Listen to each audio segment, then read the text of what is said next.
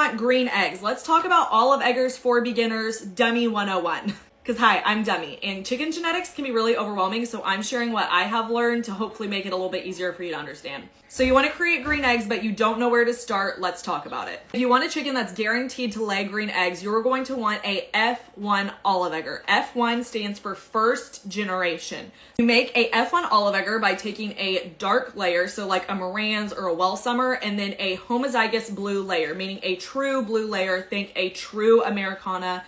Not Easter egg or Americana, a true pure Americana, or like a leg bar, something like that, that carries two blue copies of that gene. You don't want one like an Easter egger where you don't know what gene copies they actually have. Let's say you have a Marantz rooster and you have a Americana hen, boink, boink, boink, and the offspring will lay green, because when these two go together, they make this. So that's where you get your first generation olive egger. Now, what's multi-generational olive eggers, or F2 olive eggers, F3 olive eggers? You take your F1 olive egger, so that first generation, and you breed it to another olive egger. These two breed, you can get offspring that lays green, or they can lay tan or brown. They are not guaranteed to lay green. That's how a lot of people get really cool different variations of green, is multi-generational olive eggers.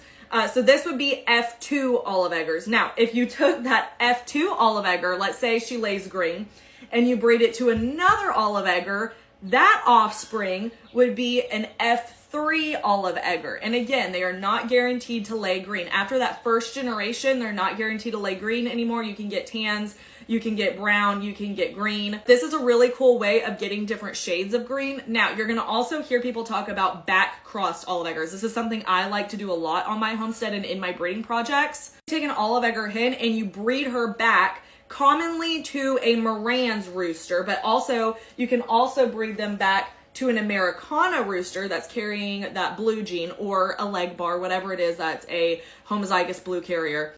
And the offspring will give you different colors. So one of my favorites is to cross a olive egger back to a Marantz, because what happens is this offspring together can lay a really deep green. That's how a lot of times all these breeders are getting those really mossy greens.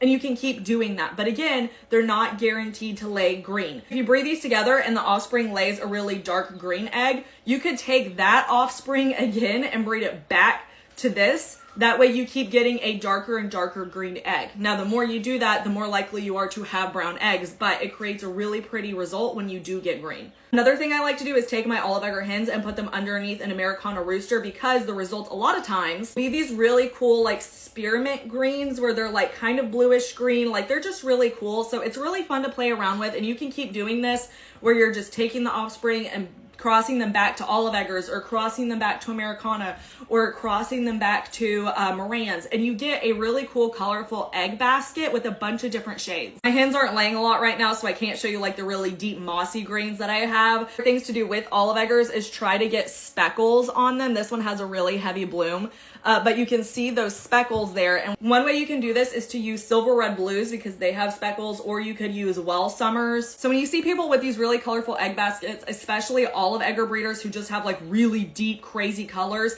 just know that they've been working on those probably for years and lots of generational breeding. Before anybody asks, because I know they will, these black or dark gray ones are not chicken eggs. These are duck eggs from my Cayuga. I know that was long, and hopefully I didn't make that way more complicated sounding than it needs to be, but that is kind of some of the very basic stuff with olive eggers and the different back crossing and how people may get different shades.